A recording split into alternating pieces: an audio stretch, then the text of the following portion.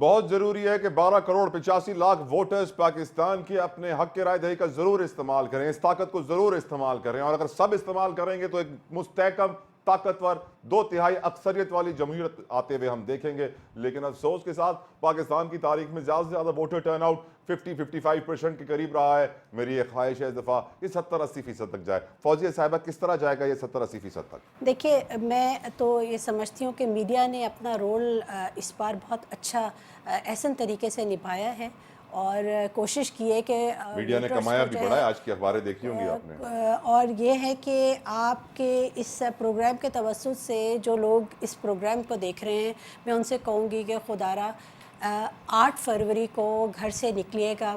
یہ 8 فروری کا دن آپ کے اگلے 5 سالوں کو جو ہے وہ پلان کرے گا، اور اگر آپ نے اپنے ووٹ کا حق نہیں استعمال کیا تو پلیز پھر آپ اس چیز سے آپ ہمیں گلہ نہیں کیجیے گا کہ یہ گورنمنٹ خراب آئی ہوئی ہے۔ آپ لوگوں کو دیکھیں، وہ لوگ جو کہ آپ کے علاقے میں رہتے ہیں، اور یہ ووٹ آپ کے ملک کے استحکام کے لیے، آپ کے بنیادی اصولوں کے حقوق کو حاصل کرنے کے لیے، آپ کے لیے یہ ہے۔ اور وہ لوگ جو 15 سالوں سے آپ کو روٹی کپڑا اور مکان کا چورن بیچ رہے ہیں، خدا را یہ چورن کے چکر میں نہ پڑیے گا۔ پریکٹیکل ہو کے دیکھیے، جو لوگ کام کر رہے ہیں، جو کام کرنا چاہتے ہیں، جنہوں نے ماضی میں کام کیا ہے، پڑھے لکھے لوگ، ان کو خدا را آپ ووٹ دیجیے گا۔ کاسٹ سسٹم پہ مت جائیے گا، پسند ناپسند پہ مت جائیے گا۔ کوئی شخص اگر آپ کو اس کی شکل نہیں پسند لیکن وہ کام کر رہا ہے، پاکستان کے لیے کام کر رہا ہے، تو اس کو ووٹ لازمی کاسٹ کیجیے گا۔ بلکہ میں یہ کہوں گی کہ صبح کا ناشتہ ووٹ کاسٹ کرنے کے بعد آ کے کیجیے گا۔ Thank you. آمین آمین آمین ثم آمین۔ شرمیلا صاحبہ، what would you say to all the voters out there؟ جو پاکستان کی تقدیر بتا ہے، آپ باہر نکلیں۔ مایوسی اپنی جگہ، آئی ایم شیور بہت سے لوگ بہت سی جماعتوں سے مایوس ہیں، بہت سے کینڈیڈیٹ سے مایوس ہیں، لیکن آپ کے پاس بہت سارے آپشنس ہیں۔ اپنی ووٹ کا صحیح استعمال کریں۔ آپ کے پاس یہ حق ہے کہ آپ اپنے کینڈیڈیٹ سے اگلے 5 سال جواب دیں۔ خدا لسانیت کی سیاست کو دفن کر دیں، نفرت کی سیاست کو دفن کر دیں، مذہب کے اوپر جو لوگ سیاست کرتے ہیں ان کو دفن کر دیں۔ ان لوگوں کو ووٹ دیں جو چاہتے ہیں کہ یہ شہر آپ کا ہے، یہ شہر میں پاکستان آپ کا ہے، پاکستان میں سب کا ہے، اور پاکستان کے لیے کام کرتے ہیں اور پاکستان کے لیے جان دیتے ہیں۔ رائٹ شرمیلا صاحبہ۔ فاروق صاحب، میری یہ خواہش کیسے پوری ہوگی کہ 70-80% ووٹر ٹرن آؤٹ ہو؟ سر کوئی راستہ ہے اس کا آپ کی نظر میں؟ بالکل راستہ موجود ہے۔ اصل میں اب اتفاق ایسا ہے کہ یہاں 2 سیاسی جماعتوں کے نمائندے موجود ہیں۔ شرمیلا فاروقی صاحبہ موجود ہیں، اور ایم کیو ایم کی بہن ہماری موجود ہیں، فوزیہ حامد صاحب۔ شاید رجوانہ صاحب اگر ہوتے تو اچھی بات ہوتی۔ دیکھیں، یہ سیاسی جماعت کی ذمہ داری ہوتی ہے کہ وہ بیداری پیدا کرے اپنے سماج میں۔ اور سیاسی جماعت کیا ہوتی ہے؟ سیاسی جماعت کی میں آپ کو ایک مثال پیش کرتا ہوں۔ جب میں گیا استنبول، اور ظاہر ہے کہ یہ بڑا طاقتور زمانہ ان کا تھا، طیب ایردوان صاحب کا، اور وہ بغاوت کو کچل چکے تھے، جو ان کے خلاف فوجی بغاوت ہوئی تھی۔ تو میں نے ڈھونڈا ان کی پارٹی کے لوگوں کو، اور میں نے کہا کہ مجھے یہ بتائیں کہ یہ اتنی طاقت کیسے آئی کہ ہر گھر سے آدمی نکل کھڑا ہوا اور اس نے ٹینک کو روک دیا۔ اس نے یہ کیسے تھا، اور یہ ایسا ان کا عام آدمی سے تعلق کیسے ہے؟ تو اس نے مجھے کہا، ایک صاحب تھے، ان کا نام ہے ندیم، ڈاکٹر ندیم۔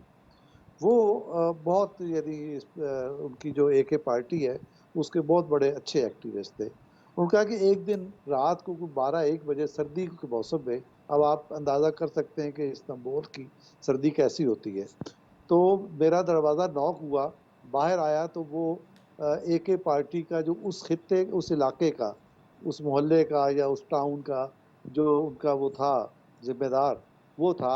اس جگہ ڈاکٹر صاحب میرے ساتھ آئیں، تو وہ چل پڑے۔ انہوں نے کہا نہیں آپ میڈیکل کٹ بھی ساتھ لے گئے۔ انہوں نے میڈیکل کٹ لی اور ان کو چلاتے ہوئے ایک بڑی تنگ و تاریک گلی میں لے گئے، اور ایک پرانے سے گھر کا دروازہ جو کھلا تھا اس کے اندر داخل ہوئے۔ اس کے اندر ایک بوڑھا آدمی سردی سے کانپ رہا تھا، اور بخار اس کو لگا، بخار چڑھا ہوا تھا، جس کی وجہ سے شیورنگ ہوتی ہے، تو اس کو فرسٹ ایڈ دی۔ تو سیاسی جماعت اس طرح سے اپنے عام آدمی سے رابطہ رکھتی ہے، اور اسی کے نتیجے میں وہ موبلائز کرتی ہے، اور ووٹ بھی دلوا لیتی ہے، جہاں مزاحمت کرنی ہوتی ہے مزاحمت بھی کروا لیتی ہے۔